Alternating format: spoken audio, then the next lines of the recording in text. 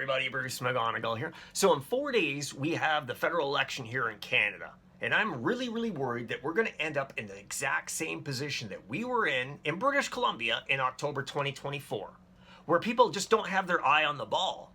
This election could easily be stolen.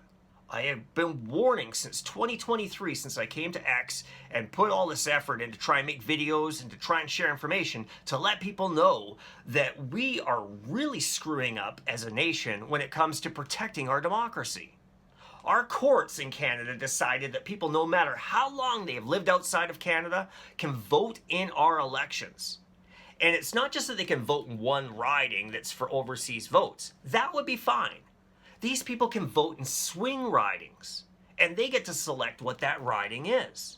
Well, you can imagine how powerful that is for the Communist Party of China or any other nation that wants to impact our elections, right? If they can take over enough dual citizen Canadians' votes and use that as a voter bloc from overseas, they could potentially swing ridings here in Canada from conservatives to liberals.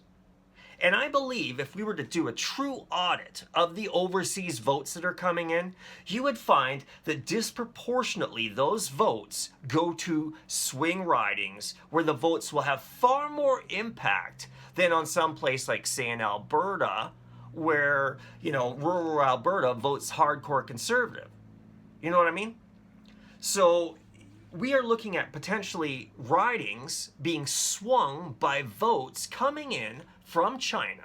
And why wouldn't China want to do that? Think about how powerful it is. If you can take over every single person who's a dual citizen from Canada but lives in China, and you can take over all their votes.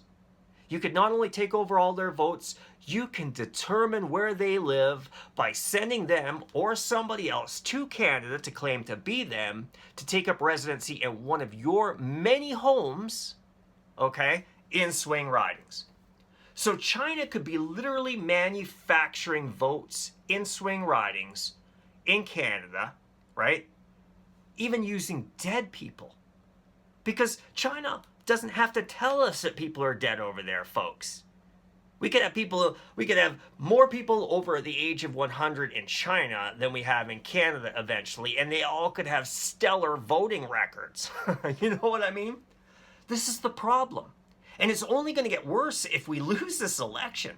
If the Conservatives lose and the Liberals win, Mark Carney has already made it very clear they're going to pass legislation that allows somebody in China to adopt 100 men in China aged 17, or even older potentially, and they will all get Canadian citizenship.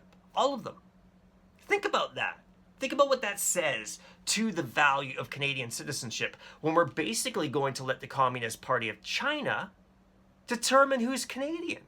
That's what's going to happen. People just do not understand the ramifications of literally allowing somebody else in another country to adopt as many kids as they like and then call them Canadians.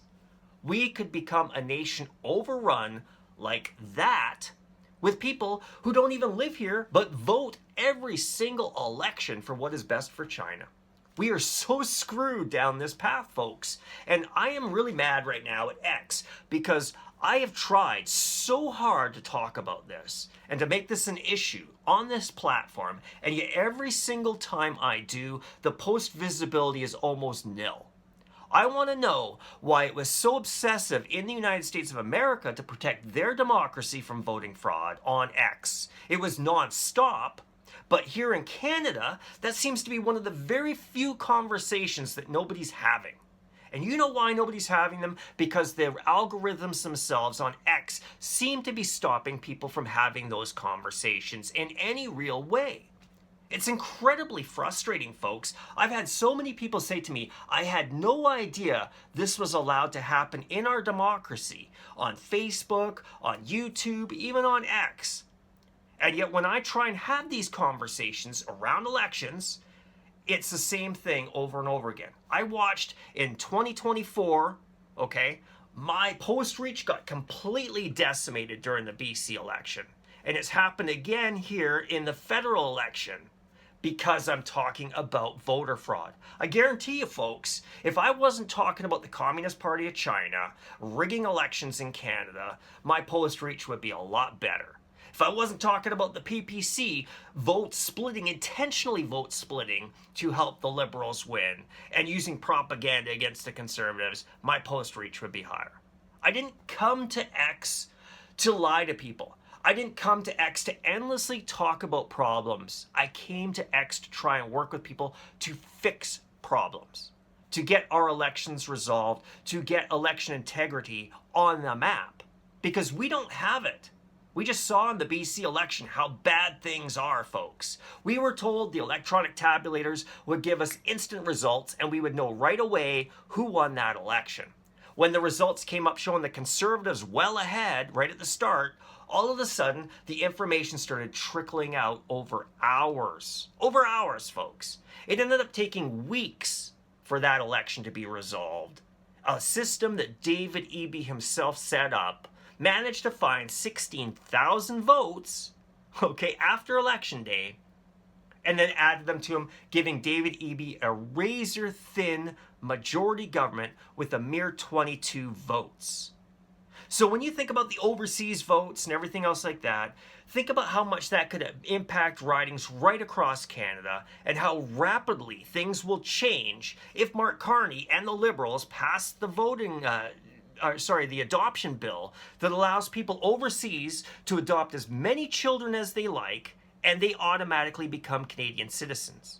You can see how quickly this will become an industry that's not really about adoption. It's about creating new voters over and over and over again. Because if you were the Communist Party of China, why wouldn't you have your Canadians in China adopt every single military-aged Chinese man or woman at the age of 17, give them Canadian citizenship, bring them to Canada, go to school for 6 months or a year.